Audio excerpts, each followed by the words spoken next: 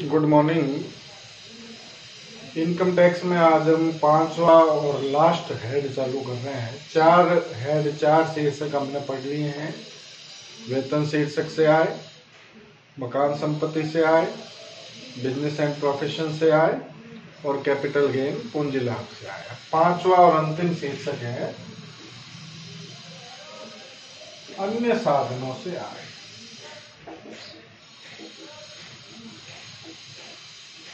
सबसे पहली बात तो ये आएगी कि भाई अन्य साधनों से आय क्या है, इसका क्या मतलब है। देखो, ये टोटल 5 शीर्षक 5 हेड है अपने पास। तो आपको इतना समझ में आ गया है भाई सैलरी हेड में कौन कौन सी इनकम आएगी, हाउस प्रॉपर्टी हेड में कौन कौन सी इनकम आएगी, कैपिटल गेन हेड में कौन कौन सी इनकम आएगी, बिजनेस एंड प्रोफेशन हेड में कौन सी इनकम। अब जो इनकम इनमें से चारों हेड में से किसी हेड में नहीं आती वो सारी अदर सोर्सेज हेड में आएगी।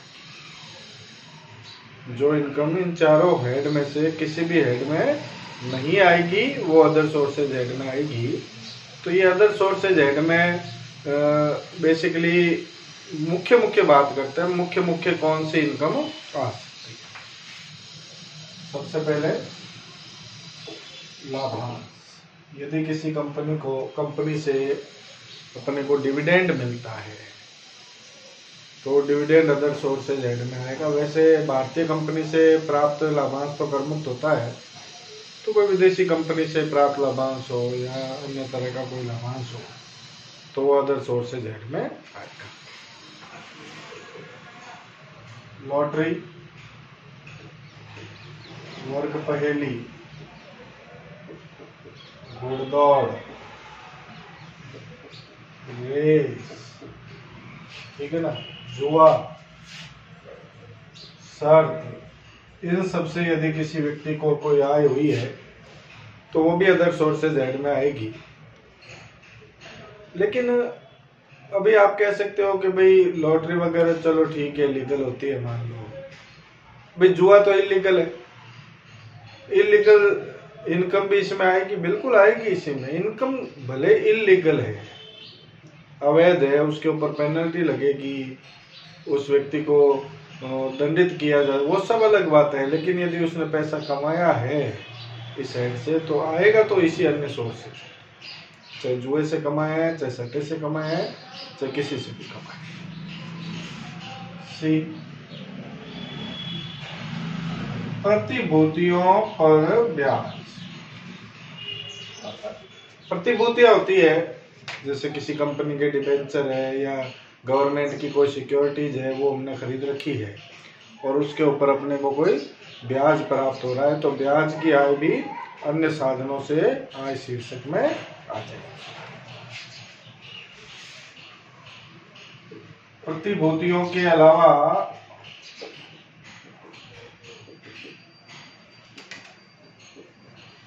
कोई अन्य ब्याज, तो प्रतिभूतियों के ब्याज के अलावा यदि कोई दूसरा ब्याज भी कहीं से भी अपने को प्राप्त हो रहा है, चाहे वो बैंक का ब्याज है, चाहे किसी भी जगह का ब्याज है, किसी व्यक्ति से ब्याज प्राप्त हुआ है अपने को, तो सारे के सारे ब्याज जो है वो आपके अदर सोर्सेज हेड में आ जाएंगे।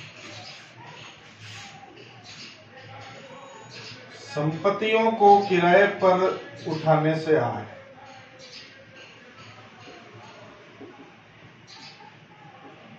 जैसे मकान संपत्ति को किराए पर उठाते हैं तब तो मकान संपत्ति की आय होती है। लेकिन मान लो हमारे कोई पास और कोई संपत्ति पड़ी है और हमने किराए पे दे दी किसी को, जैसे मान लो मेरे पास कोई मशीन पड़ी, वो मशीन मैंने किसी को किराए पे दे दी, किराया जो प्राप्त हो रहा है तो वो आपके अदर सोर्सेज हेड में आ जाएगा, ठीक है ना। उसके बाद में नियोक्ता के अलावा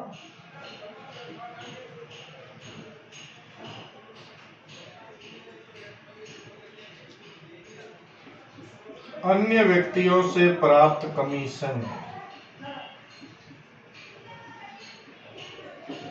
नियोक्ता हमारा जो मालिक है उससे यदि हमें कमीशन प्राप्त हो रहा है तब तो वो सैलरी का पार्ट हो गया। लेकिन नियोक्ता के अलावा अन्य किसी व्यक्ति से यदि अपने को कोई कमीशन प्राप्त हो रहा है तो वो कमीशन भी अदर सोर्सेज हेड में आ जाएगा। भूमि का किराया, हमने मकान की जगह हमारे पास भूमि है और वो किसी को किराए पे देती है, तो उससे जो किराया मिलेगा वो भी अदर सोर्सेज हेड में आ जाएगा। अप्रमाणित भविष्य निधि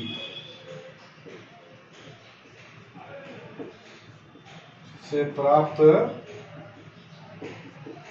स्वयं का अंशदान व उसका ब्याज। मैंने सैलरी हेड में बताया था आपको, भविष्य निधि 3 प्रकार की होती है, प्रमाणित भविष्य निधि, अप्रमाणित भविष्य निधि और वैधानिक भविष्य निधि। तो यदि हमने अप्रमाणित भविष्य निधि में अपना खाता खोल रखा है अनरिकॉग्नाइज्ड प्रोविडेंट फंड में, तो उससे जो भी ब्याज होगा हमारे अंशदान का, वो सारा का सारा इस अदर सोर्सेज हेड में आ जाएगा। ठीक है।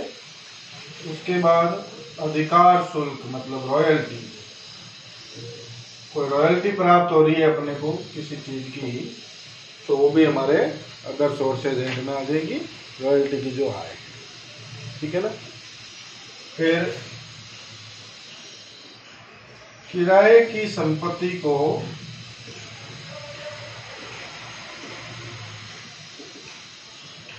अन्य किसी को किराए पर देने से आए, मतलब हमने कोई संपत्ति किराए पे ले रखी है और वो संपत्ति आगे हमने सबलेट कर दी, किसी और को किराए पे दे दी, तो संपत्ति हमारी तो है नहीं, किसी और की है, और उस पर यदि अपने को किराया प्राप्त हो रहा है तो वो किराया भी आपके अदर सोर्सेज हेड में आ जाएगा। ठीक है। उसके बाद अस्पष्ट साधनों की आय, मतलब ऐसी आय जिसका साधन पता नहीं है कि आय कहाँ से प्राप्त हुई है, करदाता को आय कहीं से प्राप्त हुई है, अस्पष्ट साधन है, तो उसकी आय भी अदर सोर्सेज हेड में आ जाएगी।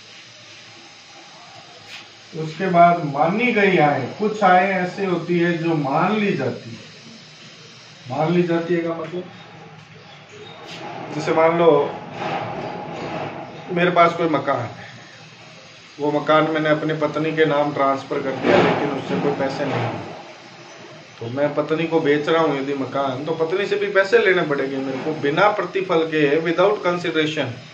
मैंने अपनी एसेट्स को अपनी वाइफ के नाम ट्रांसफर कर दिया है, तो वो एसेट्स ट्रांसफर भले मैंने कर दी, वो मानी मेरी ही जाएगी, इनकम टैक्स डिपार्टमेंट की नज़रों में वो मेरी ही मानी जाएगी, क्योंकि मैंने उसके बदले में कोई पैसा नहीं लिया है।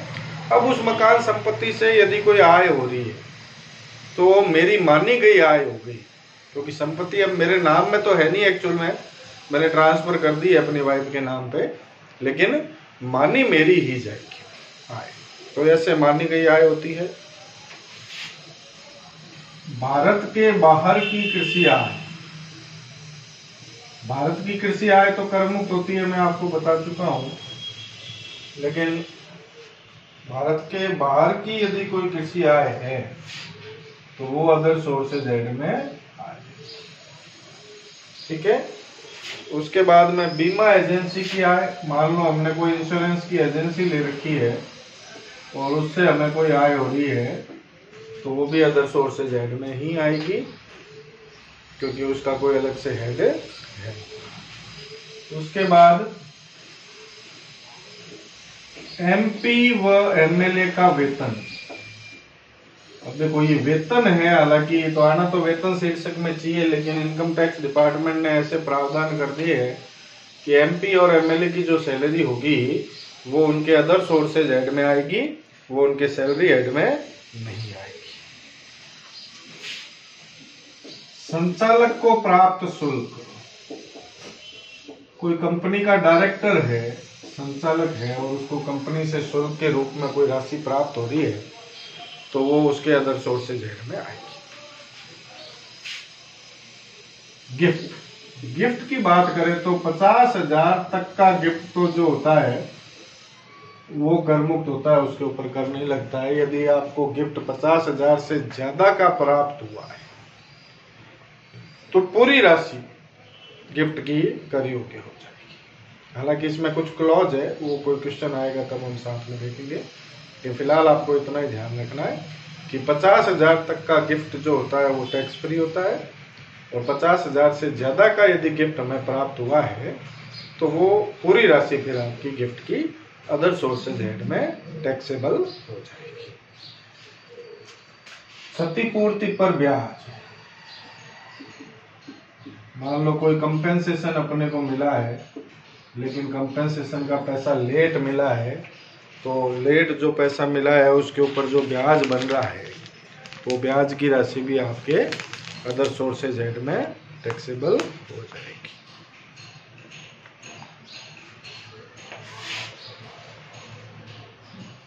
पूंजीगत संपत्ति से प्राप्त पेशगी की जब्त राशि, मतलब मान लो मेरे पास में कोई संपत्ति है और मैंने उसको किसी को बेचने का कॉन्ट्रैक्ट कर लिया और उससे एडवांस में पैसे ले लिए, कुछ सारे तो नहीं लिए, कुछ पैसे जो इसको हम कहते हैं शाई के रूप में पैसे ले लिए।